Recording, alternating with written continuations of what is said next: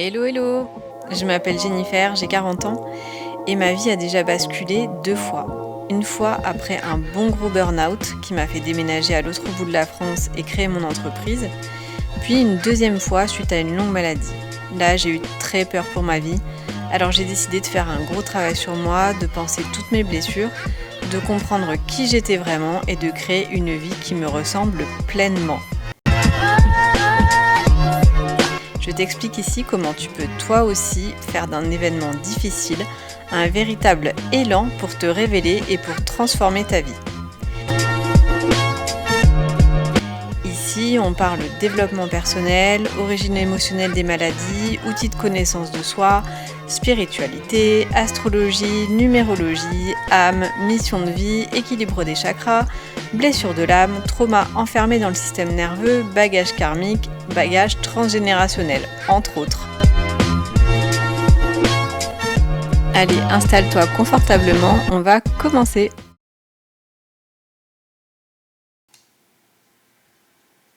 Hello à toi et bienvenue dans ce 10e épisode de podcast. Et aujourd'hui, je vais te parler du fait d'être trop loyal. Alors, ça peut étonner le fait que je dise qu'il faut arrêter d'être trop loyal parce que la loyauté, normalement, c'est quand même une vraie belle qualité.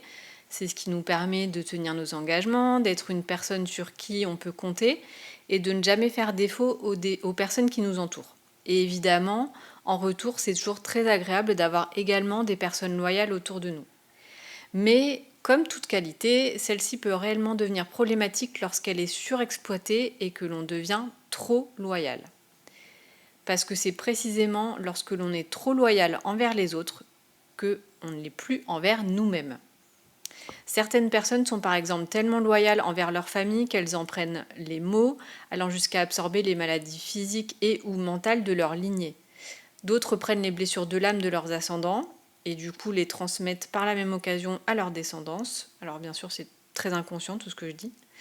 Et certains encore épousent une carrière qui ne leur plaît pas, uniquement parce que l'éducation et les injonctions qu'ils ont reçues leur ont fait choisir cette voie. Et puis c'est comme s'ils se retrouvaient coincés dedans toute leur vie. Et tout ça, ça se fait souvent de manière totalement inconsciente.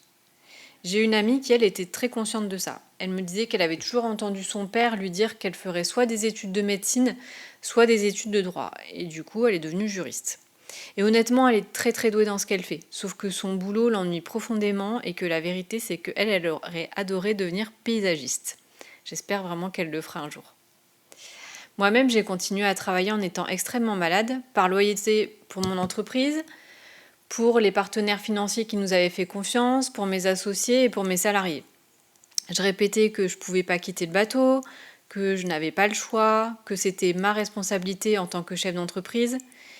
Et en fait, c'est qu'une année après, une année vraiment horrible durant laquelle j'ai agonisé et que j'ai eu envie de me laisser partir tellement ma vie n'avait plus aucun sens, c'est là que j'ai petit à petit arrêté d'être loyale avec les autres et que j'ai commencé à être loyale envers moi-même. Et franchement, le processus prend du temps parce que quand on doit lâcher plusieurs années d'habitude, forcément c'est très long, mais on finit par y arriver. Et j'ai également fait ce constat quand j'ai accompagné des femmes qui ont fait un burn-out et qui souhaitaient retrouver du sens suite à cette épreuve. Elles aussi, elles avaient été extrêmement loyales envers leur entreprise, sous pression, et elles avaient fini par faire beaucoup de mal à leur corps et à leur système nerveux. Et elle aussi disait qu'elle n'avait pas le choix parce que l'entreprise te fait croire que t'es indispensable et qu'il faut absolument que tu carbures. Jusqu'à ce que tu te rendes compte que le jour où ils veulent se débarrasser de toi, t'es plus si indispensable que ça et que finalement t'as tout donné pour une entreprise qui, elle, ne sera certainement jamais vraiment loyale envers toi. Je remarque que souvent, quand on est trop loyal, on a tendance à dire « mais je peux pas faire autrement » ou encore « mais j'ai pas le choix ». Alors que la vérité, c'est qu'on a toujours le choix. Finalement, trop de loyauté, trop d'injonctions envers nous-mêmes, ça nous fait vraiment perdre notre pouvoir personnel, ça nous fait perdre notre souveraineté. Et du coup, c'est comme ça qu'on en vient à vivre en fonction des autres et pas pour nous-mêmes. Donc oui, moi je prône pour un peu d'égoïsme bien dosé, parce que je trouve que c'est vraiment clé pour vivre notre propre vie et pour faire nos propres choix. Et c'est souvent à la suite d'un événement suffisamment important et transformateur, et assez souvent grave et difficile, qu'on en vient à reprendre cette fameuse souveraineté. Et c'est quand on est au pied du mur qu'on décide de faire des choix pour nous et pas en fonction des autres. Et là, on peut se demander pourquoi on a attendu si longtemps. Mais la vérité, c'est que même quitter une situation connue, si inconfortable soit-elle, ça reste dans un premier temps une grosse sortie de zone de confort. Même quitter un conjoint violent est une sortie de zone de confort. Même couper les ponts avec des personnes toxiques est une sortie de zone de confort. Même quitter un boulot de merde dans lequel on est exploité et maltraité est une sortie de zone de confort. Donc ne nous blâmons pas de ne pas le faire. Si on ne le fait pas, c'est juste parce qu'on n'est pas prête. Et c'est aussi parce que ce genre de situation nous détruit et nous fait perdre confiance en nous. Et tout ça, ça nous empêche évidemment de faire des choix qui seraient meilleurs pour nous.